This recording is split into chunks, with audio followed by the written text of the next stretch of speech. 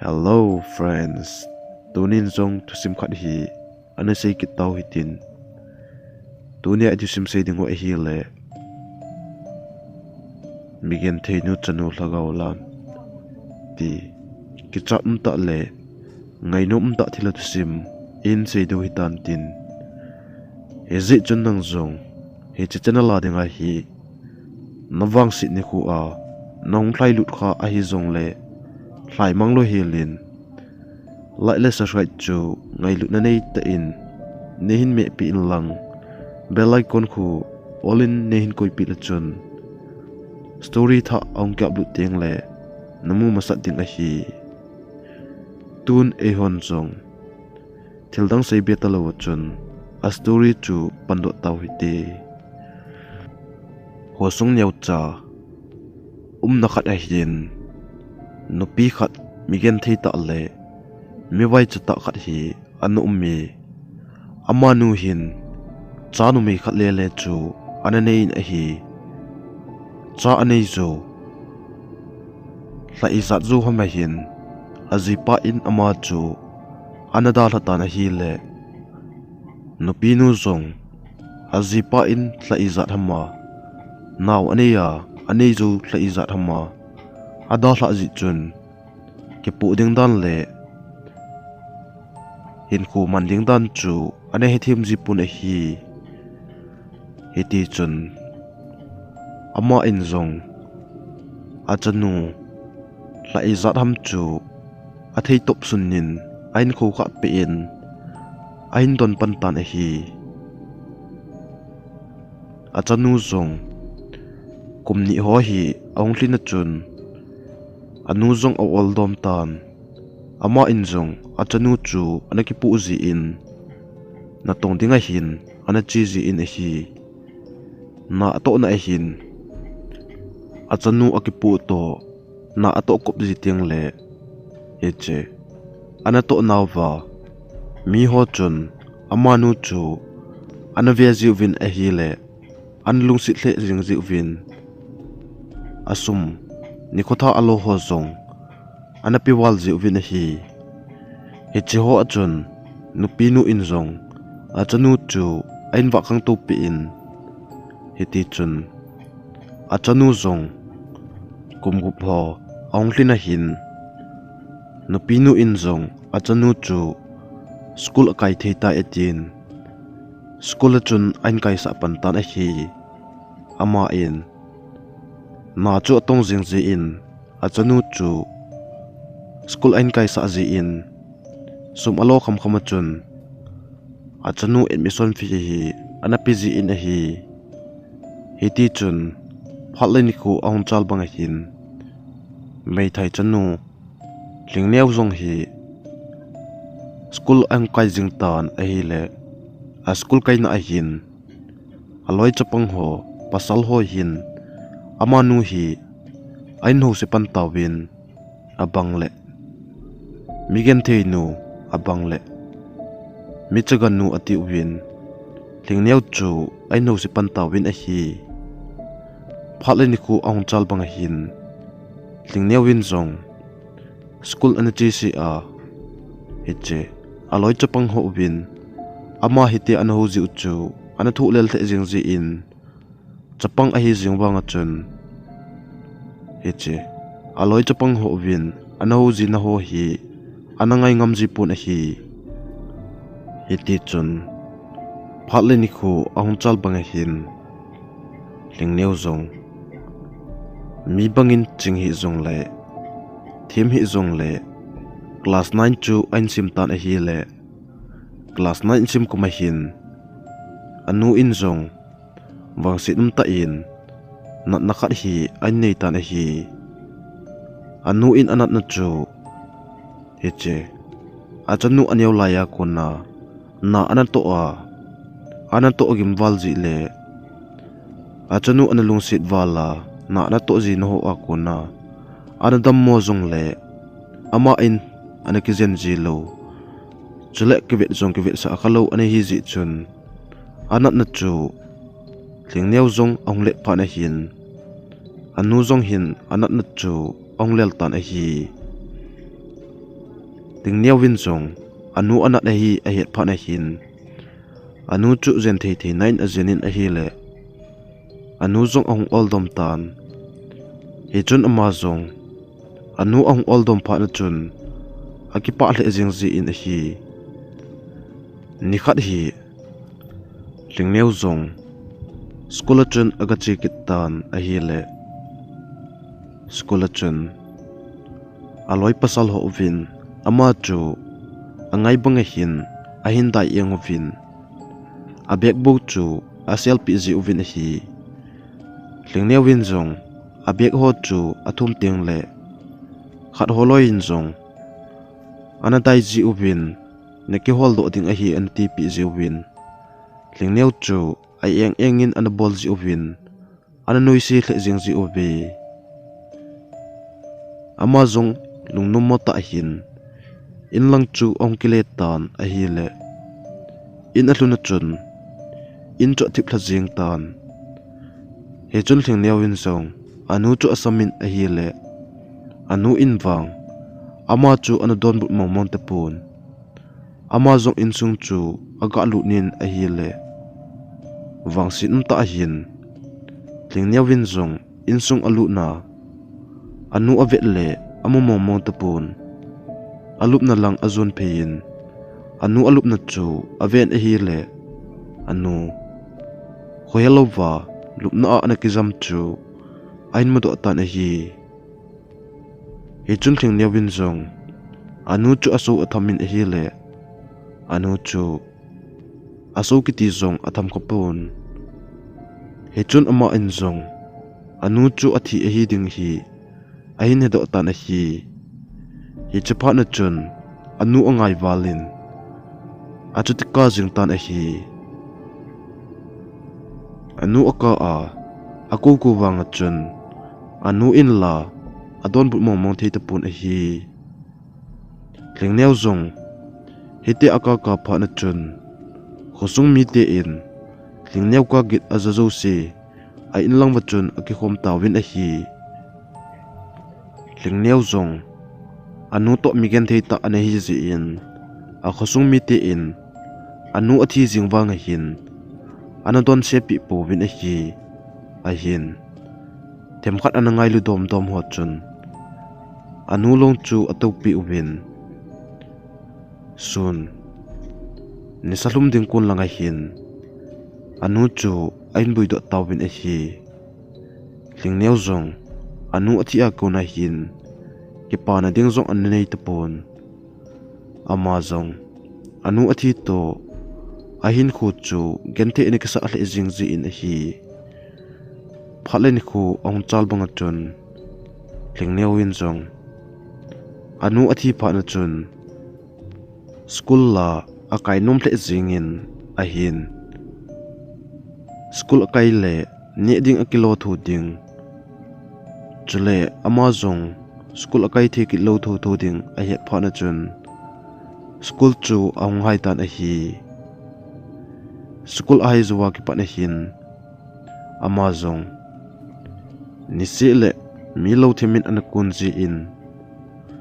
ne ding hi an kilo thu ji ta na hi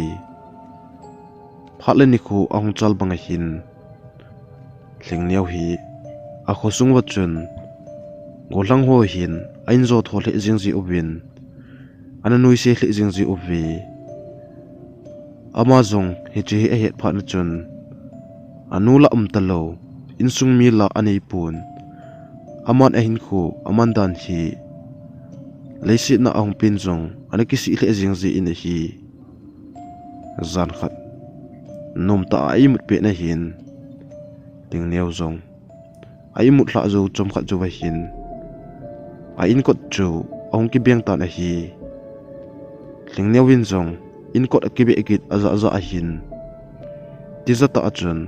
in kot lang chu zot pheding ati le zan noya mi in kot ain be chu ama in zong he chawang hi adi thei pu atin kot chu on pi loading atin hi le kot chu ha ki be che che jing tan he chepa na chun lingneu zong ki chata a hin kot bulang chu anai phei phein kwat chu aga hong tan a hi le wang sinum ta hin pasal mi nga hi puna amai anaki tu mu wa lingneu win kwat ahon hona lingneu chu abo tho ovin lingneu zong apian gut le pasal ho tum chun amu chu na sipi ovin lupna chunga chun anapu yuvin lingneu chu ada sa sa ahin anaki chep na tawin a hi ama ho injong akichep na zo phat wa chun ada hlawin a hi le ada hla zo wa hin lingneu zong alup na chunga chun ka pumpum a hin akigel tan a hi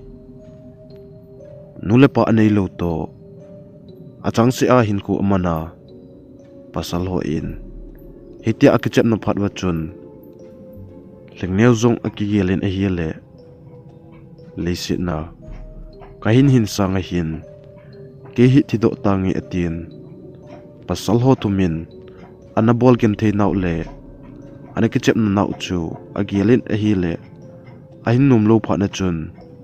a in sung wa chun khaw khat hi anaki la in a in wa chun anaki khai li tan a hi akhat langa jingkhung ba wa a hin ko sung mi te in zong lingneu thi chu aine do tawin a hi he chipa na chun ama ho in zong lingneu chu thisi a hi zi in a in kom chun a thilong chu an wi pi tawin a hi phalin khu ong chal bang hin lingneu hla zong hi ho sung chun ong lang pan tan a hi zan khat lingneu a in kom te le aveng sung mi te chun zan khang lai hin numai khat akagin hi ahong zatawin a hi ama ho in song kagit aza za wa hin kagit aza na lang chu agave win a hi le koi madang in ana hi pon lingneu te in chu ana hi tan a hi he chun kagit ana za ho he che kagit aza na lang agave wa lingneu te in kom apha wa chun ama ho in zong lingneu te in chu kagit akithon la la azing pha na hin mi pi zo si chu along dong kam tawin a hi he chun khat len ni hi akhu limvin a hi le in sunga namai khat khat hin boina atu a achuti lo le namai khat a hi lo le lingneu te ena hi gachi a boina ahin tu hin ti ati uwin ama ho in zong lingneu te in chu agana theilama hin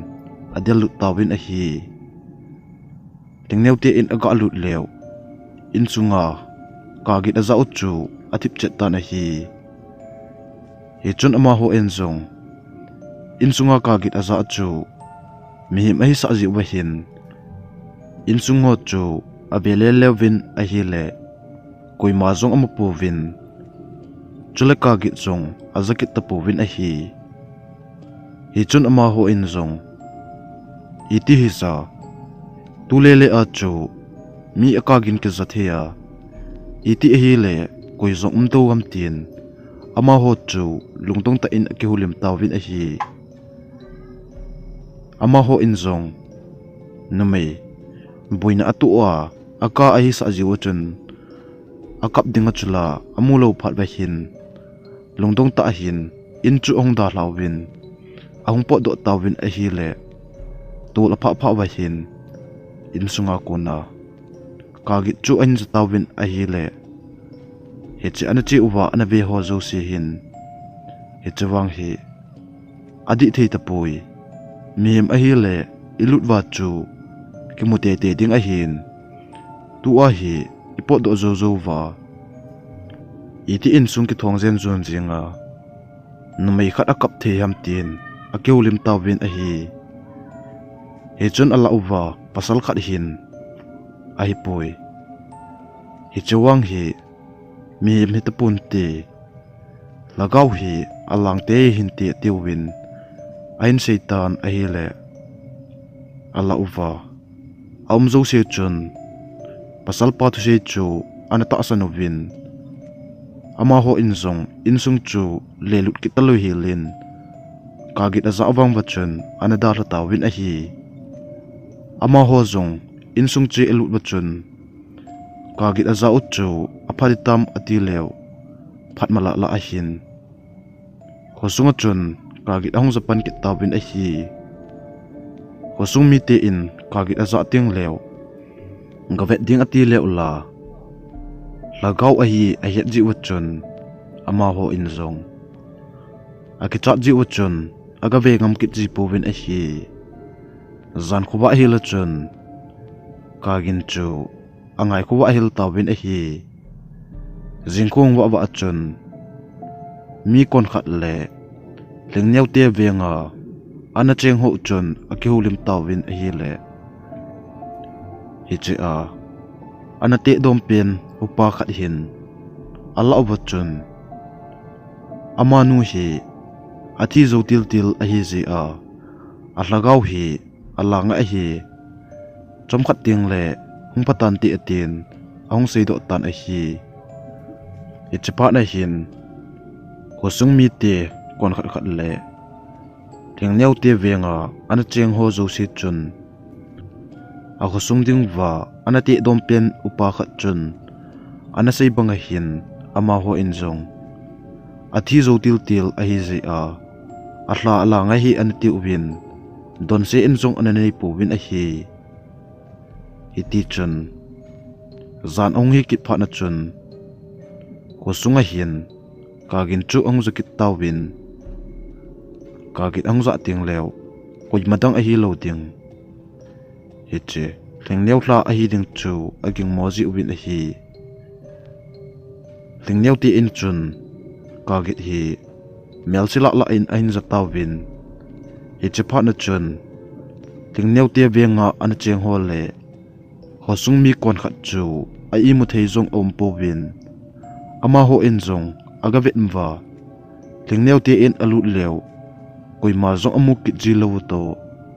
alungu chu ahang le jing ovin ki zong a ki chale jing vin zan chi a kagit aza za phat ba hin thengneu te venga an cheng hol le hosung mi kon khat chu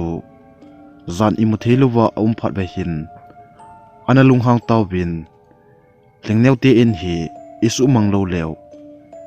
thengneu hla zong he che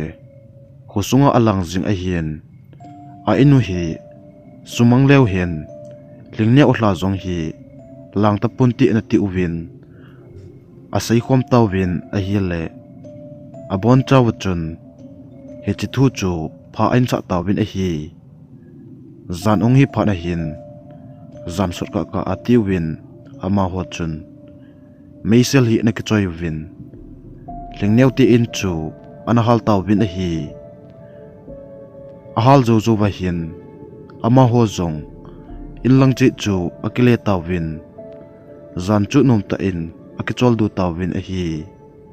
a hin la hi chezana chun kagit kiti husunga hian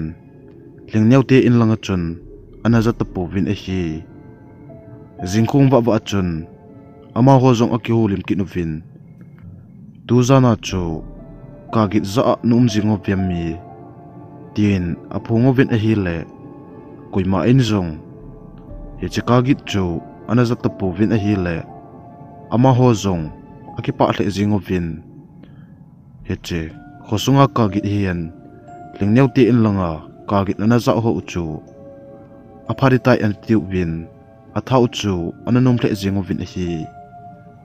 akhat langa zan hong kitan ama ho zong longmong sela chun akichol du tawin hi ahin la hi chizana hin zong kagit chu anazakit povin hi hitia kagit anaza lu phat ve hin hosunga kagit anaza ule lingneu te in langa kagit anaza ho hi ama ho in zong apa pe pe tai in ti uvin lungmong sela chun an tawin hi hiti chun azing zan ong hi a ama ho zong zan nom ta a chol pe ba hin kagit chu hosunga chun ahung kho che jing tan abang le a in kom ho wachun numai kagin a hi lo le numai khanin a in ho ain ve le legin chu hosung mi te in atha in anghe ki tawin a hi hiti chun ama ho in zong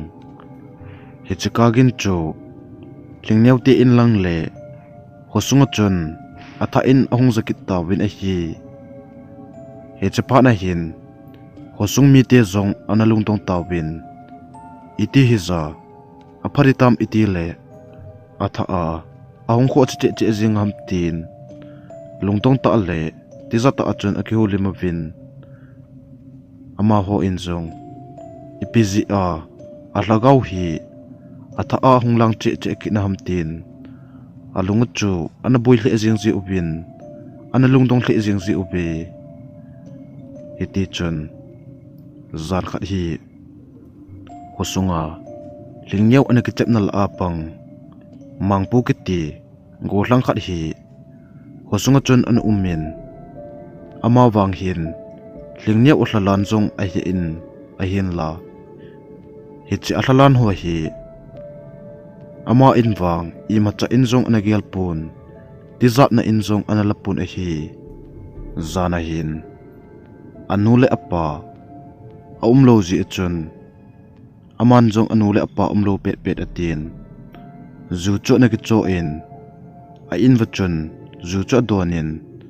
adon zu zu wahin agil chu ongkil tan agil kil pha na chun ama zong an akihun lo lai ji hin an hun ding chu alung alel the jingin a hin agil kil ji chun achamada in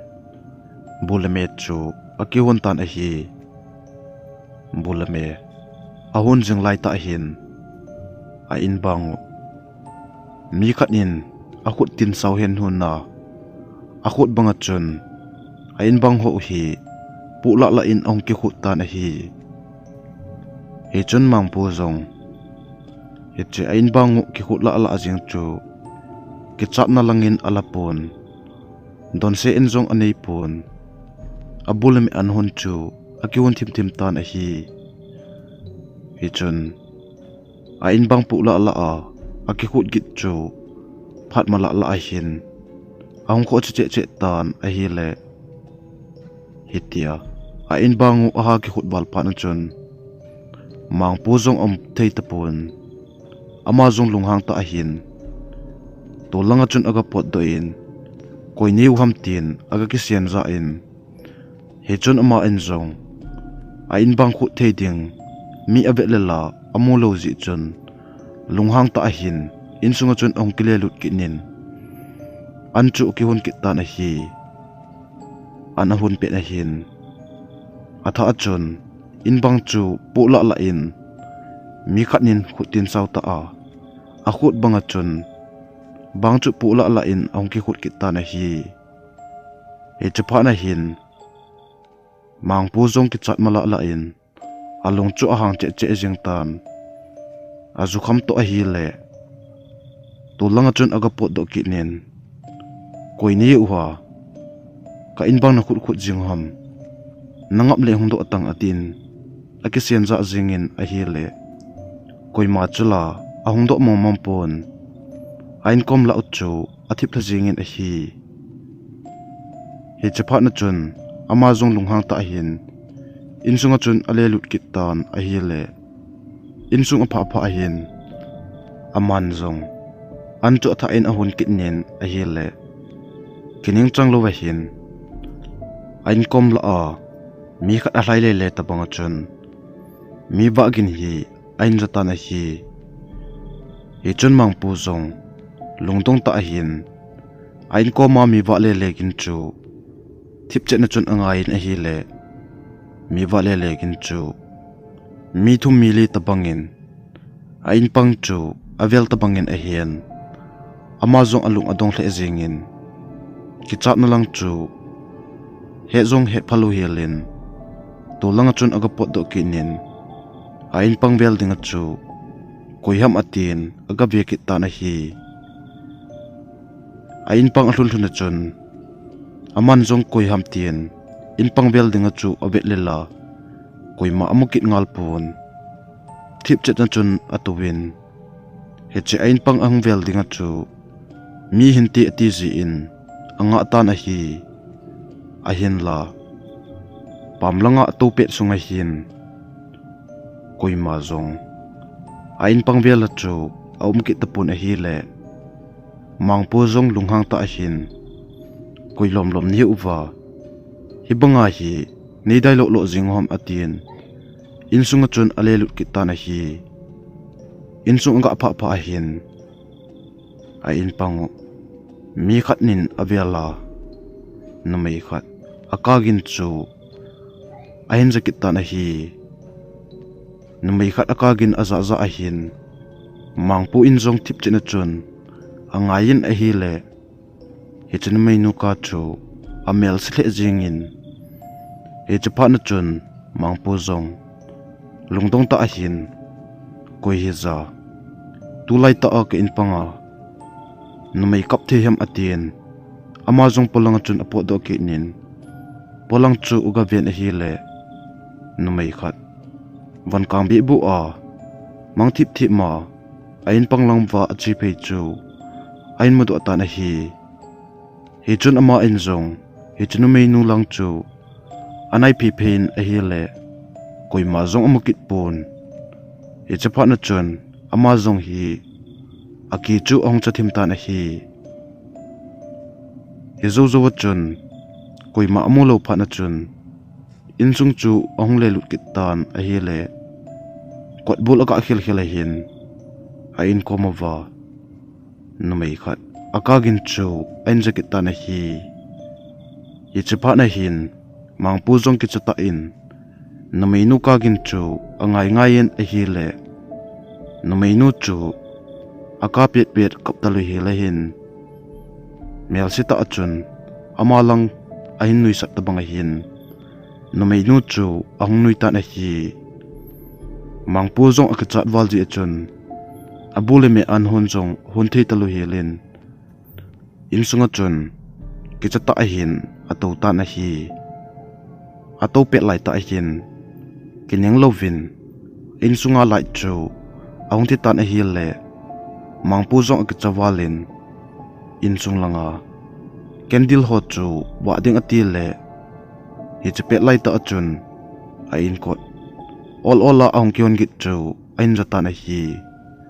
he chapa na chun mangpu zong akachawalin kendil chu kangchel chala ain mai pan tan a hi kendil amai do do achun ama in zong mai khet chu god ding ati le agot gut lai ta hin lai chu ang wa ta na hi lai nong wa hin mangpu in zong anung le le a mi khat adin tabang chun ain heta na hi he chun ama zong kichata ahin aga kinung hein a hi le anung hei to kitu chena chun anung lai ta a lingnia uthisa amit lai vom zong lo asang khol ho zong ve theisan hilo ata asa ho zong dang de du jing chu ain modu ata na hi chun mangpu zong akachawalin insunga kuna chu zam do ding ati le azam do gut lai ta hin in kot ho chu ong ki bon ta na hi in kot ong ki bon bon chun mangpu in zong in kot chu itabang a hlo wang hin in kot wang akyong mom tapun he chun mangpu zong atha chu chol thim pha na hin kichata achun insunga chun atowin a hi le he che amasanga ding no tingneu chu amukit tapun a hi he chun ama zong ahung hai nim na in a hi le kining lo wa hin amasang lai ta a lingneu uthisa a ahung mukit tan he chaphat na wang hin mangpu zong akichawalin he che zan ka a lingneu ana kichap na ho chu aloi tia zo si hi bani chain ong sei do tan a sei do zo zo wa hin mangpu in zong hing neu ko ma chun ngai dam aki thumin nei that hi be zingin kahin khu bang ni la pi hi be zingin tin mangpu zong hing neu ko ma hin atau tan a hi a hin la hing neu wang chun mangpu hi atau na chu anadon se pi pun hi chepe cha chun a light nu in sunga ho zo se kining chang lo chun ong ti tan a hi athi zo zo wa hin mangpu zong ha pen pena a pen git bo chu insung apo akon chun akiza thei tan a hi jingkhong ba ba hin hosung mi ti in mangpu athi sa a ain mo do tawin a hi le alunga chu adong le jeng obin mangpu athi long chu ave obin a hi le athi dan anamel sele jingin ata sa ho zong hi mi him khat a hi lo le kan sa akut tin sauta khat nin akut banga chun ata sa pumpi a hin ana chen thla jingin a hi hiti chun azingzan angi pha na chun seineu kiti golang khat hi kampa ma chun anu min a hi ama pa hi lingneu that la chu ana panga hi lingneu athi zo azingzinga hi akhosungu anada hla a kampa ma anu ma hi ama zong zan hi nomta a akichol pe na chun zana hin a e chu ong su tan a hi le ama zong a e su pha na chun a i mu thei ta pon ong tho khang tan a hi ong tho kha kha chun ama zong a e su hle jingin hi chun ama zong toilet na chiding ati le toilet na light om lo ji chun tos light khat chu akichoin ama zong toilet lang chu azon pe tan a hi toilet lun lun chun ama zong a oi nat to ai asu wal ji chun nom ta chun toilet chung chun atowin ai chu ong thata na hi hitia nom ta a ato jing lai hin toilet panga kona mi khat aba le legin khat chu ama injok ong zatan hi chun ama zong lungdong ta chun ato sa hin hi che kot phung noya ahom ka neu cha akuna chun to sa hin akho in hi le mi khat numei avon kang bi a hi che a toilet panga an chu akho kha theijin a hi ama in zong hi che avon kang le chu amu thein a hin la adang wang chu amu do pun hi chun ama zong akichat ji chun koini uham ipinangai chat ham tin aman zong asein a hi le toilet panga chun ama wang ain don but momong pon hi chun sei nyau zong lunghang ta chun ipinangai chat ham tin akisian tha kitan a hi le he che toilet panga ting no menu wang chun ama chu adon but momong pon a hi chun sei nyau win zong he che toilet panga ting no menu a ho wa le adon but lo pa na chun aki chu ong chu thim tan ama in zong atos chu aba san aki koin a hi le he che pe cha chun atos chu ong phe zap zap min athi tan a hi tos athi thi a hin seineu zong aki chat wal ji chun atos lai chu abe to thun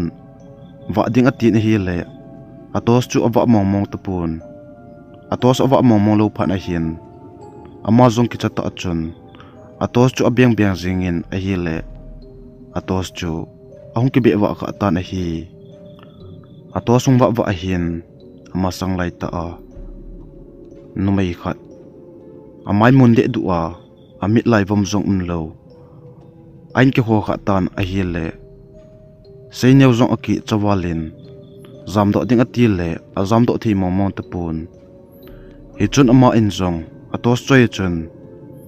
he che toilet sunga amunu chu ama in zong akho kinin a hi le koima chu akho khamomong ta pon toilet sung alet ji chun ama in zong toilet sung chu atha in khole le kinin a hi le he che kholai ta chun toilet sunga nomai khat amai mun de duwa amit lai vom zong lo chu an ki kho kha tan a hi le koi madang ane hi lo leng niao amel put chu ai ne do ta na hi chun sei niao zong aki chu chawalin toilet ko chu achu te pe jeng tan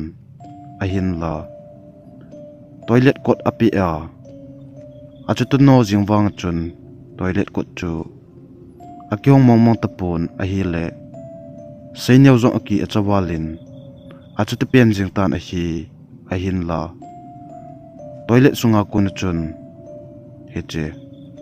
sei niao open gi chu polangin wang akiza phamong mong pun a hi sei niao zong ki chata a kot abe to thu a hwanding ati lai ta chun atos chu ahong thi khatan a hi tos ong thi a hin sei niao zong ha pen ben chun apeng kit nin apen kit chu toilet sungin bo akiza thein a hi jingkhung ba wa hin sei niao in ko ti in sei niao toilet na athisa a ain mudo tabin a hi sei niao zong athi dan chu anamel sile jengin hiche athi dan chu amit kang anale a ata asa ho zong anaklep de du jengin a hi hiti chun sei niao le mangpu aloi ho in zong sei niao le mangpu athi chu a het phat ba hin alungong adongin koitha a hi la ama hon zong a het loji vai hin aki uchu achalhe jeng tawin zan khat mama sei niao le mangpu aloi ho pasal khat hi alup na a athisa a hin ain ko teu win ain mun to ki tawin a hi sei niao le mangpu aloi pa na thi da nong hi akibang thei le jing win a hi ama ho athi da no hi he che ta so chung wa mi hem khanin a hi lo le kamsa khu tin sau ta ta in ata sa ho aku tel bang bang chun he che thi na wa ata sa chung bu chun anamun do ji upin a hi he ti chun zan si a hin he che ling niao an ki chep na la a ana pang zo si pasal mi nga chu bani cha hin zan si le ling niao athla hin ama ho chu ain that pi tawin a hi a chaina pe na to tong ki ti golang khat hi che ain sung wa aruma chun ama le ama anaki khaili ta na hi ama ho zong abon chaw wa athi zo wa hin lingnya u khosung mi te ama ho zong zan chu nong ta in ka chol du win a hi le hi che zana ko na chun ka git kiti hi hen thil git kiti zong ana zakit ta po win a hi zan khat khosung mi te nom ta a imut pe wa hin azan mang che wa hin ling niao pasal mi nga in ana ke chep na wa he che ana ke chep na zo zo wa ling niao zong alung nat wal ji a ana ki khaili dan hi khosung mi te azan mang che wa chun ling niao win ana mu sa che ta na hi jingkhung wa hin khosung mi te zong aki ho lim win a hi le azan mang che uchu anaki bang che tawin a hi hitia zan mang che asei khomo wa akiba che phat wa chun lingne othe mo lo na a anaki khaili hi zong chu aine do tawin chule pasal mi nga athi ho uzong hi lingne atha hi chu aine do gam tawin ama ho inwang pasal mi nga anathi ho hi analung nat pi po win ama ho anathi u hi akipa pi zo tawin a hi he chene ko akon chun zan si le ka git hi hen thilgit kiti zong ana jaji tapo ve ahin lingneu ana ki khaili ni khu athi ni khu ong hlin tiang lawang hi che a in ana hal hla naw wachun numei khat hlasi ta a aka chu kosumi te inwang a khulai len nau hi hen ana wa le le naw wa ain ho pa ho in ana mu zap zap ji uvin a hi thusim akichai tai thusim akichai zu zu wa hin kosumi te in zong lingneu ana ngai lu ji le ana ki pa pin zalovin pul thu na kin ana manguvin si zo chang alpo me ana ki hon taw vin a hi ama ho in zong ki pa ta chun si zo chang alpo me ani ovin lungmong sialin pul thu na kin zong chu na chai taw ve thusim ta ta a hin amin ho hi kin sim thu a hin hizi chun golte hol le subscriber te chunga ka sei nom pen chu min ki ba pi du zong ka ta sanin